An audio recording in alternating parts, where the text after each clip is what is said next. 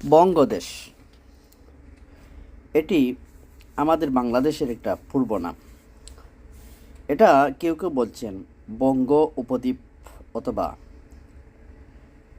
জাজিরাতুল বাঙ্গাল, যা আরবিতে নাম আকার ধারণ করেছে, অথবা বেঙ্গল আইল্যান্ড, যে যেটাই বলুক। আবার কেউ বলছে না, এটা এশিয়ান সিটির একটা অন্তর্ভুক্ত একটা ভূখণ্ড, যেটা পরবর্তীতে বরাট হয়ে একটা বিশাল একটা ভূখণ্ডে পরিণত হয়েছে। আর এই ভূখণ্ডের অন্তর্ভুক্ত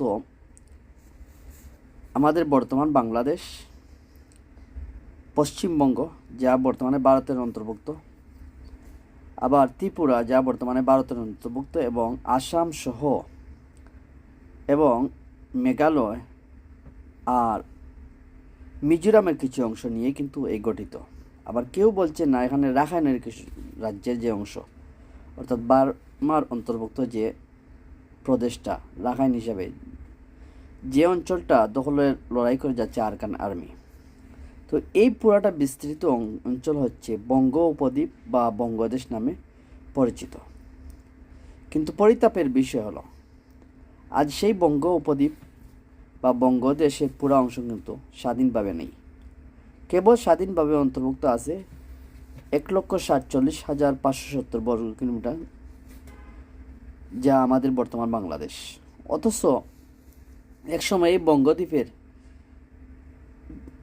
দৈর্ঘ্য আয়তন অনুমান করে দেখা গেছে প্রায় 4.5 লক্ষ বর্গ কিলোমিটারে। তাইলে বুঝতে পারছেন আমরা কত বর্গ কিলোমিটার হারিয়েছি। অলরেডি আমরা প্রায় 3 লক্ষ বর্গ কিলোমিটার হারিয়ে ফেলছি। আর এইটা যে মূলত আমাদের পার্শ্ববর্তী দেশ ভারতের একটা ষড়যন্ত্র, এটা কিন্তু তাদের সন্দেহ নেই।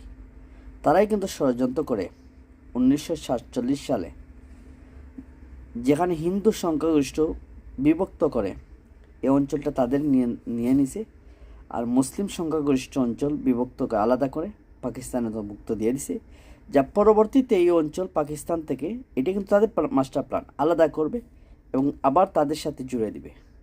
এই জন্যই আমাদের দেশে এত কিছু হয়ে যাচ্ছে। কিন্তু এটা বুঝবে কে?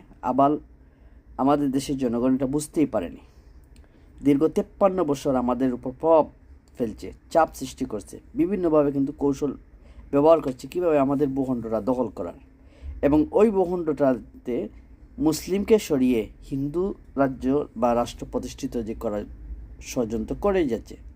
তো এই বিষয়ে আমাদের সতর্কতা থাকাটা জরুরি।